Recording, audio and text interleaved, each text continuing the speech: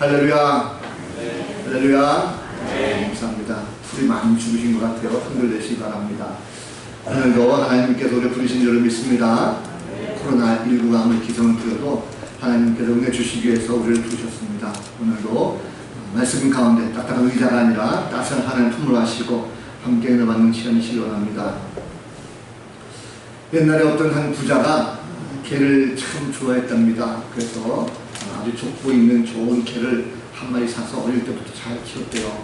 어느 정도 이 강아지가 많이 좀 무럭무럭 자라가지고 이제 혼자 제법 막 돌아다니게 하는 그런 정도의 주인견이 됐다고 합니다. 근데 하루는 이 강아지가 없어져 버렸어요.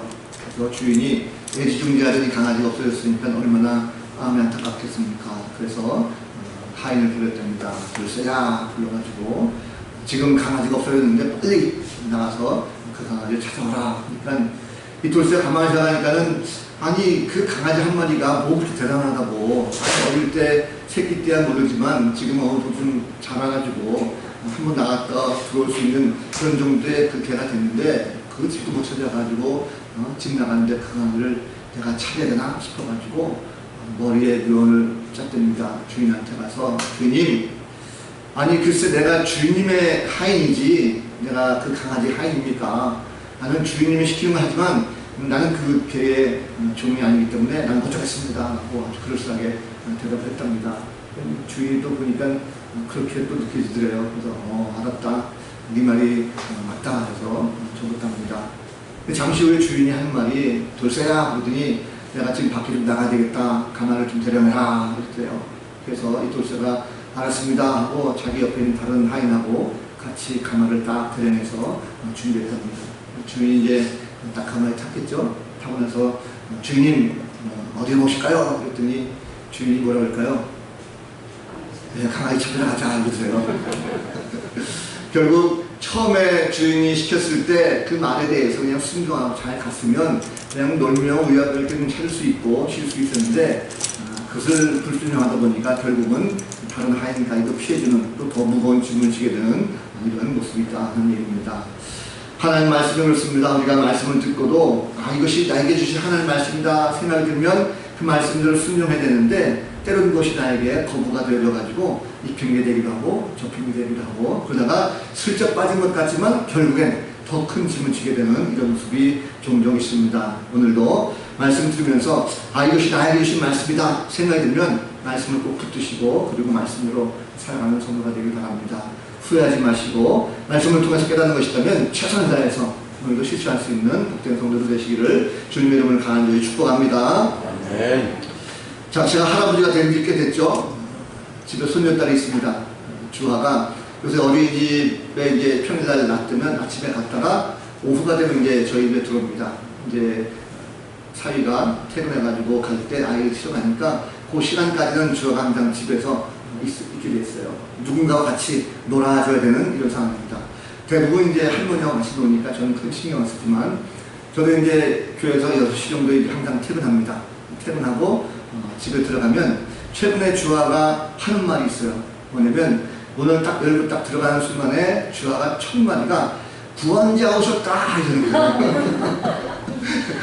구원자 오셨다.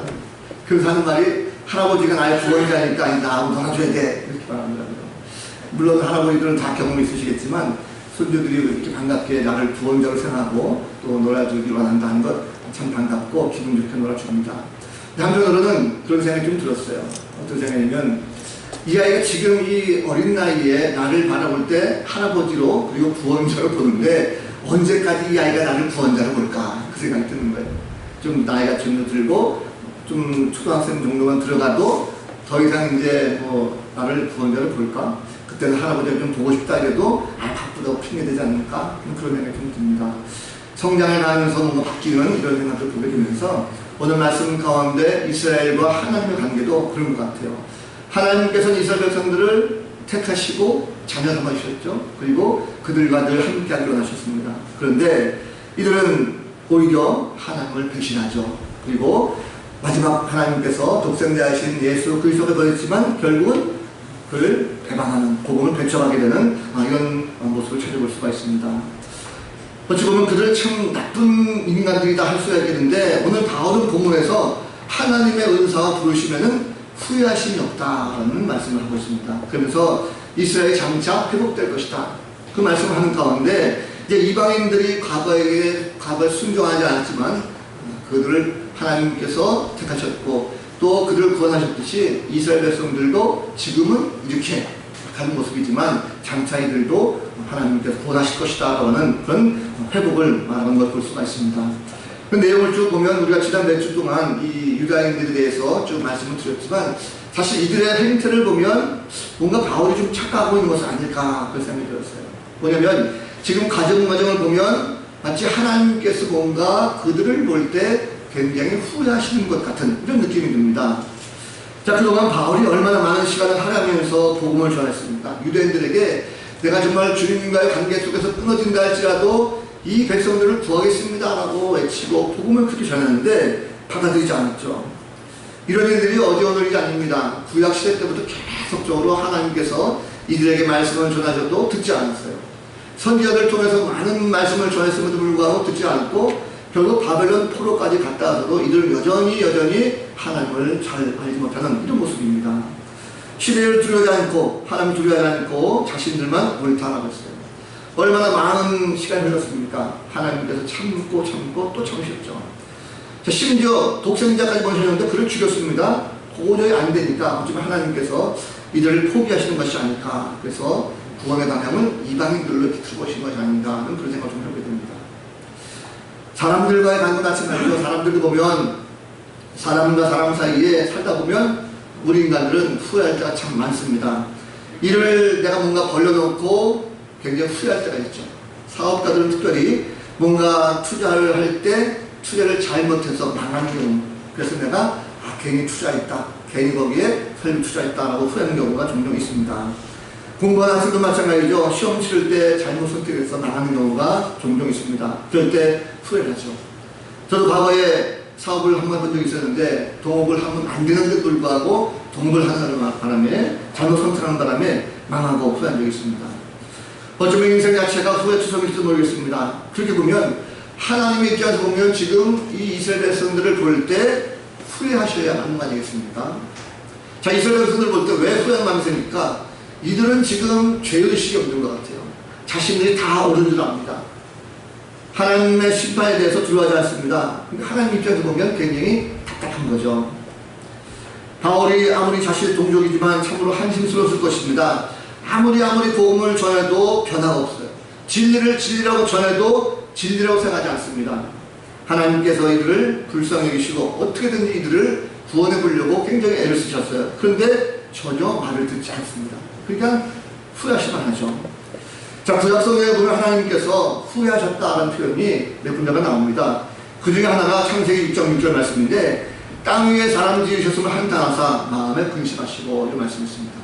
노아 시대 때 이 땅에 있는 모든 인간들이 워낙 죄를 많이 짓다 보니까 하나님께서 땅에 인간을 지으신 것에 대해서 한탄하셨다는 것은 후회하셨다는 말로 해석할 수가 있습니다.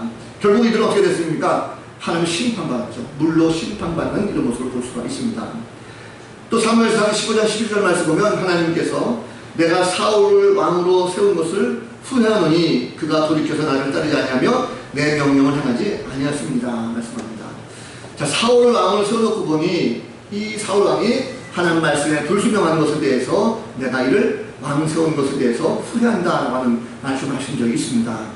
자, 적어도 이 정도 한다면 하나님께서 인간을 뭔가 세우시고 그들이 불순종할 때에 뭔가 후회하신 적 있지 않겠습니까? 그러면 지금 현재 이스라엘 백성들의 이런 모습 보면 이러한 이 백성들에게 아마도 하나님께서 실망하시고 후회하지 않겠는가 생각이 듭니다. 인간들을 가만히 보면 하나님을 참 배반을 쉽게 합니다. 말씀에 불순종하고 하나님과의 관계가 단절된 것이 어제 오는 일이 아니죠.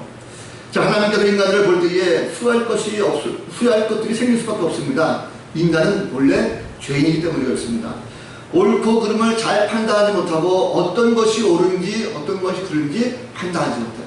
그러다 보니까 내 생각이 옳은 대로 행동하는 것이 많습니다. 그러다 보니까 사람과의 관계에서 특히 그렇죠. 저 사람과 나의 만남 속에서 뭔가 관심을 가지고 만나다가도 그것이 금방 실망하고 돌아서서 후회되는 경우가 많이 있습니다. 왜 그럴까요? 자, 사람과 사람과의 만남 속에서 자꾸 실망하고 후회하는 경우가 뭐냐면 내 중심적으로 생각하고 상대방을 궁리적인 마음이 없기 때문에 그렇습니다. 자, 다시 말하면 궁리한 마음을 갖지 못하면 쉽게 후회하게 될 수가 있다는 것입니다. 상대방을 향한 불쌍한 마음, 그 마음이 없으면 그 마음이 곧바로 미운 마음으로 조작하게 되는 이런 모습이 있습니다. 자, 유대인들을 보면, 이스라엘 백성들을 보면 사실 하나님을 배반하고 그분의 품을 떠나기를 반복했습니다. 다 반복하는 이 사람들 보면 너무 괘씸하죠. 사실 선택하신 것에 대해서 하나님께서 후회하시고 관계를 완전하게 끊어버리시기도 합니다. 그런데도 불구하고 바울은 이 하나님께서 이스라엘 백성들에게 주신 은사와 그들을 부르신 것에 대해서는 결코 후회하심이 없다라고 아주 단정적으로 말하고 있어요. 이 말씀은 여기만 있는 것이 아니라 앞서 우리가 11장 1절과 2절 말씀을 했습니다. 한번 볼까요? 이 말씀 보면 하나님이 자기 백성을 버리셨느냐? 그럴 수 없느니라. 나도 이스라엘인이요 아브라함의 씨에서 난 자요 베냐민 지파라. 하나님이 그 미리 아신 자기 백성을 버리지 아니하셨나니. 바울이 주장한 것은 하나님께서 이 백성들을 결코 버릴 수가 없다라는 말씀을 했어요. 아니 버리지 아니하신다라고 말하죠. 왜 그럴까요? 하나님께서 그러면 후회하지 않는다는 것을 어떻게 이 말씀에 적용시킬 수가 있습니까? 결국 하나님께서 부르심에 대해서 후회하심이 없다는 것은요, 그 후회하심이 없기 때문에 결국은 우리가 구원받은 것에 대해서 확신을 얻을 수가 있습니다.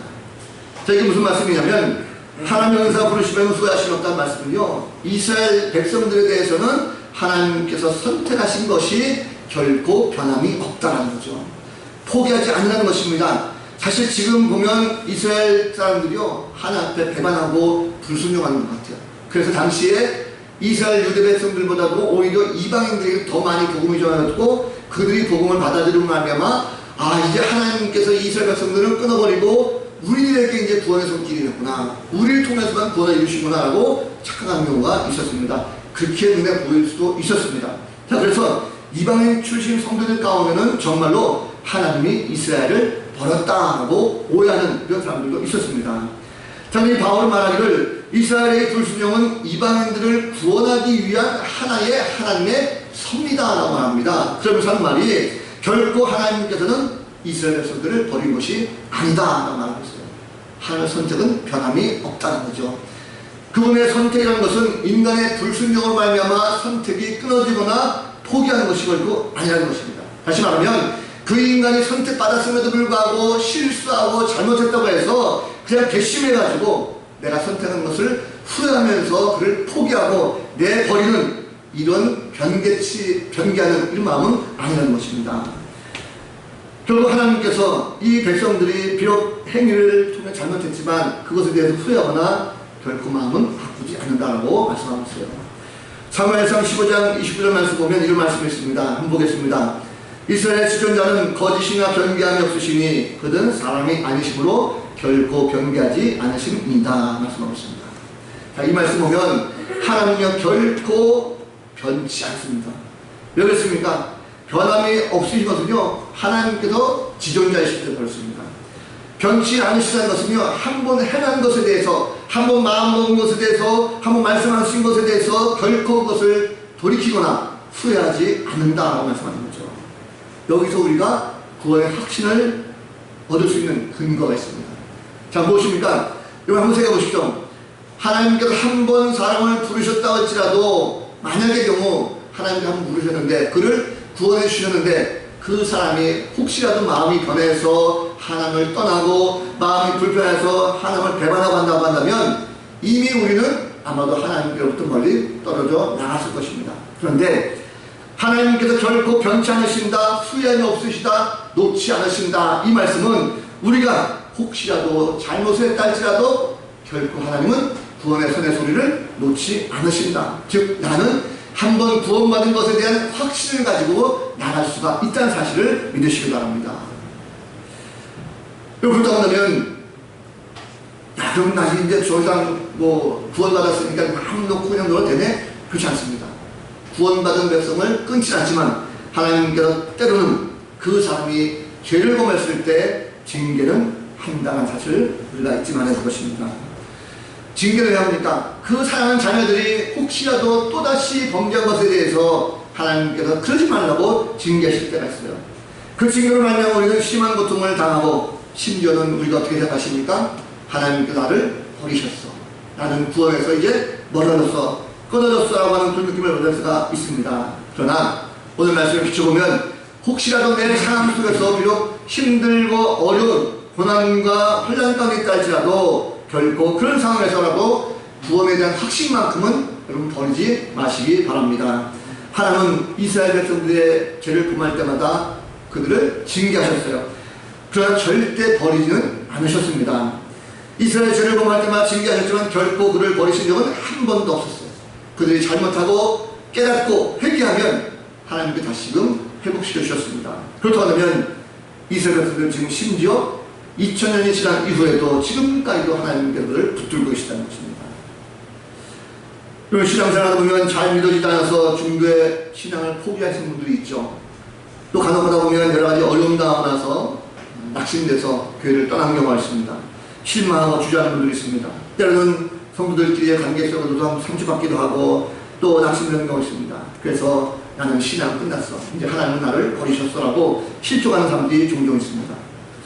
대부분 사람들은 교회 나온 것에 대해서 후회하는 경우도 있죠. 그래서 멀리 가는 경우가 있습니다. 이것이 옳은 것일까? 오늘 말씀 보면 결코 그것이 옳은 것은 아니라는 것입니다. 하나님은 절대로 그 영혼을 포기하지 않습니다. 내가 열심히 전도해서 한 영혼을 불러왔어요. 그 영혼을 인도했습니다. 그런데 그 영혼이 낙심했어요. 나 이제 내 여기서 가야, 난 끝이야, 더 이 사람은 끝이야 라고 포기한다고 한다면 그것은 결코 하나님의 뜻이 아니라는 거죠. 하나님은 절대로 포기 안 했습니다. 그래서 아무리 연약하고 실수하고 낙심하고 잘못을 저지른다 할지라도 신앙이 위축되거나 결코 포기해서는 안 될 것입니다. 우리는 이미 구원받은 존재로서 확신의 믿음을 가지고 살아갈 것입니다. 예수 믿고 구원받은 백성들 하나님께서 절대 버리지 않습니다.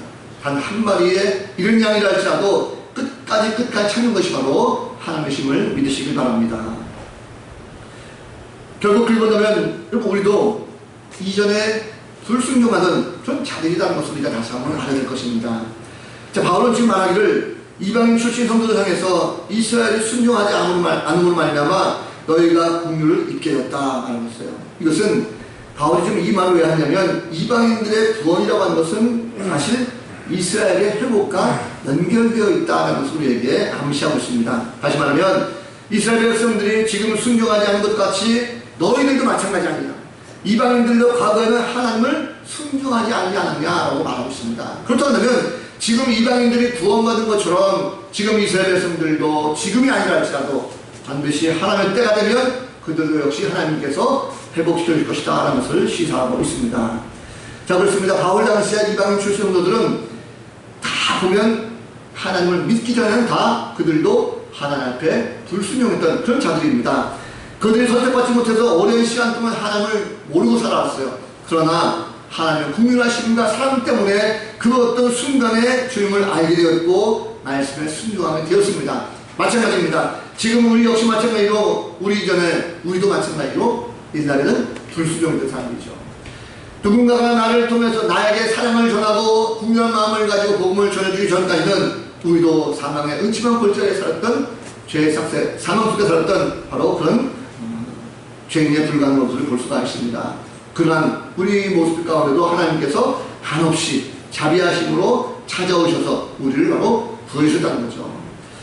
그렇기 때문에 우리가 다른 사람 앞에서 어떻게 처신해야 될 것인가, 우리는 우리 자신을 돌아보면서 혹시라도 이웃이라든지 주변에 있는 불신자들, 그들을 향해서 너희는 죄인이다, 너희는 악인이다 정죄할 필요가 없습니다. 왜 그렇습니까? 그들도 동일하게 하나님께서 때가 되면 국률한 마음을 가지고 같이 구원의 손길로 감싸 안아주실 그런 분들이기 때문에 그들을 위해서 우리가 함께 준비하고 기도하는 것이 필요하다는 것이죠.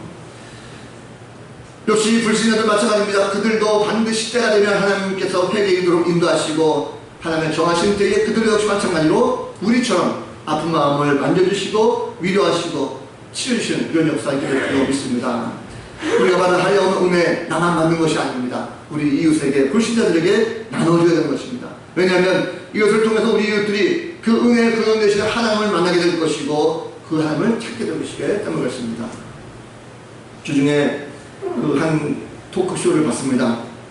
한 방송사 프로그램 중에서 하는 토크쇼인데, 거기 보니까 그 유명한 가수 그리고 기획사 사장이죠, JYP 아십니까? 박진영 씨가 나왔어요. 나오는데 이분이 거기서 막 토크를 하다가 어떤 질문을 받았냐면, 한때 그 박진영 씨가 구원파에 연결되었다고 하는 그런 얘기했었는데, 그것에 대해서 어떻게 좀 무슨 뜻입니까? 해명 좀 해주십시오 라고 얘기했습니다. 그랬더니 박진영 씨가 그런 얘기 하더라고요. 내가 예수 믿고 성경을 읽는데 예수님이 안 믿어지더라는 거예요. 성경 말씀이 믿어지지 않기 때문에 어떻게 내가 이것을 믿을 수 있을까 싶어가지고 짐을 싸들고 이스라엘 예루살렘을 갔답니다. 2달 동안 호텔에 있으면서 성기를 보고 말씀을 보면서 기도하고 말씀이 믿어지도록, 예수님이 믿어지도록 계속적으로 거기에 몰입을 했대요. 그런데도 안 믿어지지라는 거죠. 결국 한국으로 돌아왔답니다. 그런데 돌아와서 보니 어느 날 한 친구가 자기에게 찾아와가지고 진영아, 나에게 성경을 좀 가르쳐달라고 부탁을 하더라는 거예요. 이 박진영 씨가 자기가 성경을 알고 예수가 믿어지면 자기가 가르쳐주고 있는데 잘 모르겠거니와 믿어지지 않는데 어떻게 이것을 가르칠 수 있을까? 나는 못한다 라고 거절했답니다. 그때 이 친구가 하는 말이, 그래도 내가 가르쳐주면 내가 좀 믿을 수 있을 것 같아. 하도 부탁을 하니까 어쩔 수 없이 자기가 가지고 있었던 지식을 가지고 이 친구에게 말씀을 가르쳐줬대요. 그런데 며칠 지난 다음에 이 친구가 이런 고백을 하더랍니다. 야, 내가 이 말씀이 믿어져. 예수가 믿어져 라고 이렇게 고백하더래요. 이 박수영 씨가 화가 났답니다. 아니, 나는 가르치면서 나도 확실하게 믿어지지 않아서 의심을 하고 지금 가르치는데 나는 확실하게 믿지 않고 왜 이 친구가 믿게 될까 하면서 오히려 막 화가 나더라는 거죠. 그런데 이 친구가 자기가 믿어지니까 주변에 많은 사람들에게 또 전해가지고 몇 명이 또 이렇게 모여가지고 같이 공부를 하게 됐답니다. 그런데 그 이후에 박진영 씨가 그것을 또 모아서 공부하는 가운데 드디어 자기도 믿어지게 됐다라고 고백했어요. 그래서 그 믿어진 것에 대해서 이제 사람이 더 많아지다 보니까 그것이 잘못 오해가 돼가지고 뭐 구원과 간결했다 이런 얘기가 돌았다고 하는 그런 얘기 있습니다. 제가 말씀드린 것은 이 박진영 씨가 자신이 믿어지지 않지만 그를 끝까지 붙잡고 누군가에게 전했고, 그리고 그 누군가에게 전했을 때 그 영혼은 거기에 영향을 받아서 예수를 믿게 되었고 영접받게 되었고, 또 그 영향을 받아서 박진영 씨도 마찬가지로 때가 되었을 때 그도 하나님을 믿게 되었고 영접받게 되는 이런 모습 보면, 아, 결코 하나님께서는 한 영혼도 버리심이 없이 그 누구든지 때가 되면 반드시 구원하십니다. 불순종하고 불신자랄지라도 반드시 하나님께서 긍휼히 여기시고 그들에게 은혜 베풀어 주셔서 구원하시는구나 하는 것을 제가 알게 됐습니다. 우리는 단지 나만 은혜 받고 나만 구원받은 존재로서 지금처럼 평안함을 누리려고 하고 있습니다. 그러나 우리는 그렇지 않을 것입니다. 우리는 나 자신이 불순종하고 나 자신이 죽음 가운데 있었던 죄인에 불과한 나의 모습인데, 하나님께서 나를 구원하시고자 긍휼을 베푸시고 누군가에게 복음을 나에게 전해주실 가운데면 나 역시도 마찬가지로 교만하거나 자만하지 말고 하나님께 영광 돌릴 수 있도록 함께 복음을 증거할 수 있는 그런 성도가 되어야 될 줄로 믿습니다. 결국 하나님의 모든 뜻은요, 단순히 이스라엘 백성들이나 이방인들을 보는 것이 아니라 모든 백성들에게 긍휼을 베푸신 분이라는 것을 말씀하고 있습니다.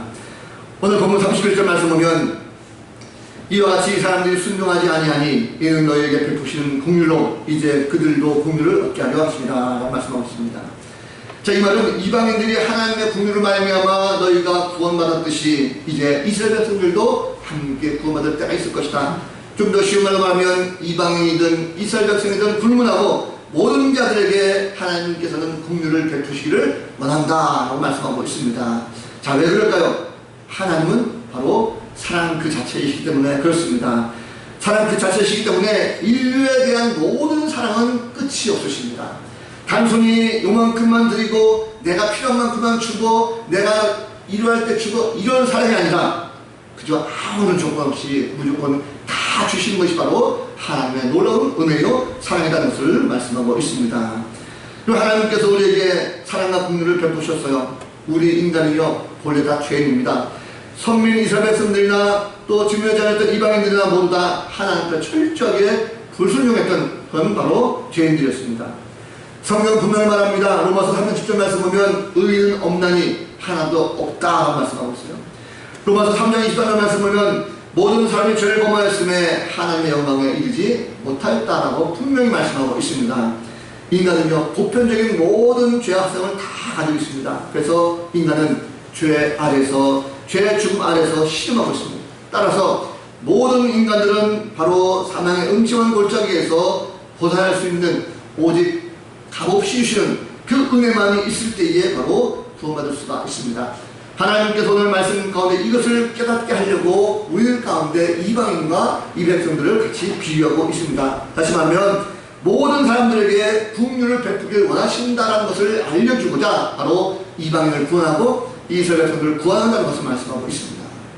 결국 본다면 하나님의 국률은요, 지금도 모든 사람들에게 다 공통적으로 베풀어주고 있다는 사실을 믿으시길 바랍니다. 죄와 사망의 굴레 가운데 헤매고 있는 모든 영혼들 다 불쌍히 여기시고 그리고 그들을 구원해 주시길 원하고 계세요. 그런데 요즘 보면 사람들의 선입견이 좋지 않죠. 뭔가 교회에서도 굉장히 배타적이고 배척을 하는 이런 경우가 있습니다. 나만 구원받고 나 정도 되는 사람이 구원받아야 돼. 아니, 저 사람은 제발 오지 않았으면 좋겠어. 저 사람은 구원받을 수가 없어. 아, 저런 악인은 어떻게 구원받을 수 있을까? 안 돼. 라고 내 판단을 가지고 구원에 불타를 치는 경우가 속속들이 있다는 거죠. 그럼 그렇지 않습니다. 하나님께서는 누구든지 예수를 믿고 주를 고백하면 다 구원해 주시는 것입니다. 요즘 사회 보면 그런 경우 많죠. 오래전에 TV에서 하는 실험을 하나 봤습니다. 어떤 실험이냐면 그 도로에서 신호 대기하고 있는 그런 차량들이 있어요. 자, 신호 대기하고 있는 차량 가운데 이제 신호가 바뀌면 출발을 해야 됩니다. 그런데 내 앞에 차가 있다 할 때 신호가 바뀌었음에도 불구하고 차가 있으면 어떡합니까? 클락션을 막 누르죠. 근데 그 시험의 내용이 뭐냐면 앞에 어떤 차가 있느냐에 따라 가지고 클락션을 얼마큼 올리느냐라는 것을 평가했어요. 그런데 재밌는 게 뭐냐면 앞에 중형차, 외제차, 고급 승용차가 있으면 신호가 바뀌어도 금방 누르지 않습니다. 왜냐면 그 사람은 나보다 잘 사는 사람, 높은 지위가 있는 사람, 뭔가 저 사람은 나보다 훨씬 더 위에 있는 사람, 이렇게 보기 때문에 함부로 쉽게 누르지 않는다는 거죠. 그런데 앞에 경차라든지 소형차, 국산차 이런 것도 있으면 신호가 바뀌자마자 바로 빵 하고 올리는 경우가 많다는 거예요. 왜 그럴까? 우리 사회가 나 자신을 보는 사이에 그런 계급적이고 뭔가 차별적인 모습이 많이 있다는 거죠. 하나님은 결코 그러지 않습니다. 하나님께서는요, 우리가 많이 배웠든 못 배웠든 많이 있든 없든 건강하든 약하든 남자든 여자든 차별이 있지 않습니다. 누구에게나 다 동일하게 사랑을 베푸시고 궁유한 마음을 갖고 계신다는 사실입니다. 여러분, 구원에 대해서만큼은 또 하나님의 은혜에 대해서만큼은 결코 우리가 그런 것을 따지지 마시기 바랍니다. 우리가 하나님께서 무조건 택한 백성들에게 긍휼을 베푸신다는 것을 아시고 그 모든 긍휼을 함께 나눌 수 있는 성도가 될 줄로 믿습니다. 오늘 말씀 가운데 하나님의 모든 마음을 보니까 하나님께서는요, 이스라엘 백성들뿐만 아니라 이 땅의 모든 사람들을 다 불쌍히 여기시고 그들을 구원하기를 하나님께서 원하십니다. 그들을 구원하는 것에 대해서 결코 후회하지 않는 것을 볼 수가 있습니다. 하나님은 자비로우신 분이에요. 그래서 긍휼을 베푸시는 분이십니다. 사람을 구별하지 않습니다. 누구든지 다 불쌍히 여기시는 분입니다. 그래서 그 불쌍을 실천하고자 바로 이 땅에 예수 그리스도를 보내셨어요. 예수는 우리의 중보자가 되십니다. 우리가 죄인이었지만 우리 가운데 인간으로 오셔서 하나님과 인간 사이에 다리를 놓으셨어요. 그것이 바로 십자가입니다. 십자가는 사랑과 긍휼이 잘 나타냈습니다. 그 십자가 위에 예수 그리스도가 달려 돌아가신 말미암아 하나님의 긍휼하심이 인간을 향한 사랑이 바로 이루어졌습니다. 예수님은 결코 후회하심이 없습니다.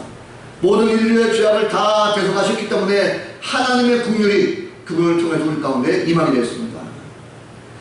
사람은 여전히 사람과 사람과의 관계 속에서 후회하기도 하고 행동을 많이 합니다. 눈에 보이는 결과를 보고 땅을 치며 수고하는 경우가 많습니다. 그런데 우리가 사람을 대할 때 긍휼한 마음이 없으면 눈앞의 결과에 대해서 후회할 때가 참 많습니다. 자, 긍휼이 뭘까? 긍휼은 남을 불쌍히 여기는 마음입니다. 히브리 원문을 보면 헤세드라는 단어가 있어요. 이것은 인자함, 자비로움, 사랑, 불쌍히 여긴, 민망히 여긴다. 이렇게 번역되는 걸 볼 수가 있습니다. 토마스 왓슨이라는 사람은 사랑과 은혜와 긍휼, 하나님의 소통이죠. 사랑과 은혜와 긍휼에 대해서 이렇게 설명합니다. 이 사랑과 은혜, 긍휼 세 가지는 하나님의 품 속에서 나란히 살아가는 의로운 세 자매다라고 말하고 있어요. 사랑이 애인을 방문하는 친구와 같은 것이라면 긍휼은 병자를 방문하는 의사와 같은 것이고, 은혜가 죄 가운데 있는 사람의 베푸시는 하나님의 애정이라면 긍휼은 죄의 결과로 비참한 상태 속에 있는 사람들을 향한 애정이다 라고 말하고 있습니다. 결국 긍휼은요, 저주받아서 마땅한 죄인에게 다가가서 저주하지 않고 사랑으로 감싸 안는 것, 이것이 바로 긍휼입니다. 무시해도 될 만한 사람을 무시하지 않고 가서 감싸 안는 것이 바로 긍휼입니다. 버림받아야 될 사람, 마땅한 사람인데도 불구하고 버리지 아니하고 불쌍히 그를 안고 도와주는 것, 그것이 바로 긍휼한 마음입니다. 주님께서 바로 이 마음을 가지고 모든 백성들에게 손을 내미셨어요. 긍휼한 마음을 가진 사람들은 결코 후회하지 않습니다. 후회하는 경우가 있는 경우는 가장 근본적인 목적이 바로 내 마음속에 이기적인 마음 때문에 그렇습니다. 긍휼을 본 사람은 기쁨과 감사가 넘치게 했어요. 예수님이 이 땅에 오셨을 때에 모든 사람을 볼 때 불쌍한 마음이 그분께 있었습니다. 긍휼한 마음을 가진 성도는요, 모든 것을 다 만족합니다. 내 장 중심이 아니라 타인 중심이기 때문에 하나님께서, 예수님께서 나에게 보여주신 그 이유를 알기 때문에 상대방을 바라볼 때 긍휼한 마음을 갖게 되는 것을 볼 수가 있습니다. 바울은요, 이스라엘 백성이든 이방이든 모두가 다 하나님의 긍휼하심을 입은 그런 자들이라는 것을 그가 알고 구별을 하지 않습니다. 복음을 전하고 후회하지 않았습니다. 오히려 복음을 전하면서 담대한 마음을 얻게 되었고, 한 영혼이라도 더 구하고자 최선을 다해서 긍휼한 마음을 품은 그런 사도가 되었습니다. 하나님 마음을 끝까지 변치 않는 것을 알고 마지막 순간까지는 후연 없이 복음에 대한 열정을 불태워볼 수가 있습니다. 제 말씀을 정리하면, 여러분, 요즘 코로나19 때문에 교회 성도들 신앙생활이 많이 떨어졌다고 해요. 나는 이제 힘들어, 나가기 싫어. 사실 요즘 보면 전도도 못하고 기도회도 못하고 그러다 보니까 복음에 대한 열정이 많이 식어진 것만큼은 사실입니다. 그러나 하나님께서 원하시는 것은 결코 그것이 아닙니다. 하나님께서 후회할 것을 만들지 않습니다. 우리를 바라보실 때 우리를 후회할 만큼 만드시지 않으셨어요. 우리의 마음을 정말 기쁘게 되기를 원하십니다. 우리가 하나님 마음을 기쁘게 될 수 있는 것 무엇일까요? 우리를 구하신 것에 대해서 하나님께 후회하지 않도록 우리의 마음을 다시 한번 흔들지 말고 앞으로 나가는 그런 성도가 되어야 될 줄로 믿습니다. 코로나19가 장마 때문에 많이 힘들었습니다. 그런데 오늘 일기에 보니까 장마가 오늘로 끝난다고 그래요.